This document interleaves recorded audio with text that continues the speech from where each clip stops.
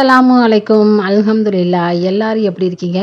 இன்னைக்கு நம்ம வீட்டு காதர் ஏஎஸ்எம் கிச்சனில் நம்ம பார்க்க போகிற ரெசிபி பீன்ஸ் காய் முட்டை பொடி மாஸ். யாருக்கெல்லாம் இந்த ரெசிபி ரொம்ப பிடிக்கும்னு சொல்லுங்கள். சட்டுன்னு செய்யக்கூடிய ஒரு ஈஸியான ரெசிபி. இது போல் ஒரு தடவை செஞ்சு கொடுங்க. ஈவினிங் டயத்தில் ஸ்நாக்ஸ் மாதிரி சாப்பிட்றதுக்கு கூட அவ்வளோ சூப்பராக இருக்கும்.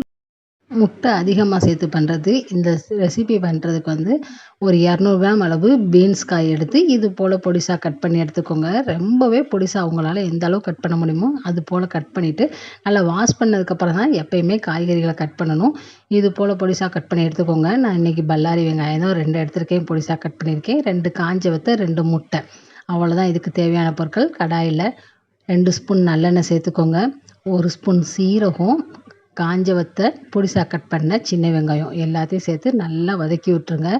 காஞ்ச வத்தலும் கருகிடக்கூடாது, வெங்காயமும் நல்லா பொன்னிறமாக வதங்கணும். வதங்கினதுக்கப்புறம் நம்ம வாஷ் பண்ணி எடுத்த பீன்ஸ் காயையும் சேர்த்துக்கோங்க. பீன்ஸ் காயை சேர்த்துட்டு நல்லா ஒரு தடவை கிளறினதுக்கப்புறம் தேவையான அளவு உப்பு, 1/2 ஸ்பூன் மஞ்சள் தூள் சேர்த்துக்கோங்க.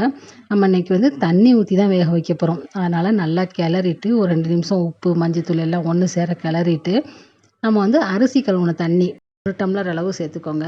எந்த ஒரு சமையலுக்குமே அரிசி கழுவுன தண்ணி நல்லதும் கூட. அரிசி கழுவுன 2வது தண்ணி சேர்த்துருக்கேன். 1 டம்ளர் அளவு மட்டும் சேர்த்துட்டு நல்லா கொதிக்க விட்டுருங்க. ஒரு 10 நிமிஷம் நல்லா எடுக்கும். ஏன்னா நம்ம காய் வெங்காயம் சேர்த்து வதக்கலையே ஒரு கால்வாசி நல்லா வெந்திருக்கும். நம்ம தண்ணி ஊற்றி வேக வைக்கும்போது மீதி நல்லாவே வெந்து வந்துடும். நல்லா வெந்ததுக்கப்புறம் தண்ணி சிம் ஃப்ளேம்லேயே வச்சுக்கோங்க. தண்ணியெல்லாம் நல்லா வற்றினதுக்கப்புறம் நம்ம எடுத்து வச்ச 2 முட்டையும் இது போல் நல்லா கலந்து வச்சுக்கோங்க. தண்ணியெல்லாம் வற்றி அடியெல்லாம் பிடிக்காமல் சூப்பராக வெந்து வந்துருச்சு. நம்ம எடுத்து வச்ச முட்டையை இது போல் சேர்த்துட்டு உடனே கிளறிடக்கூடாது. ஒரு 2 நிமிஷம் அப்படியே நல்லா வேக விட்டதுக்கப்புறம் மிளகு சீரகத்தூள் 2மே நான் கலந்து தான் மிக்சியில் அடித்து வச்சுருக்கேன். மிளகு சீரகத்தூள் ஒரு 1/2 ஸ்பூன் அளவு சேர்த்துட்டு நல்லா கிளறி விட்டுருங்க.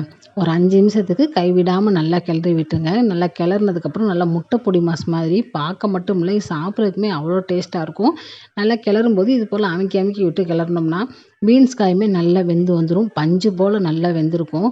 நல்லா சுட சுட லஞ்ச் பாக்ஸ்க்கெல்லாம் குழந்தைங்களுக்கு வச்சு கொடுக்கும்போது இதில் முட்டை வாசனை அதிகமாக இருக்கனால அவங்களுமே நல்லா விரும்பி சாப்பிடுவாங்க. எல்லாத்துக்குமே தெரிஞ்ச ரெசிபி தான், இருந்தாலும் எனக்கு தெரிஞ்ச மெத்தடில் சொல்லியிருக்கேன். நீங்களும் ஒரு தடவை பீன்ஸ் காய் வச்சு இது போல் ட்ரை பண்ணி பாருங்கள்.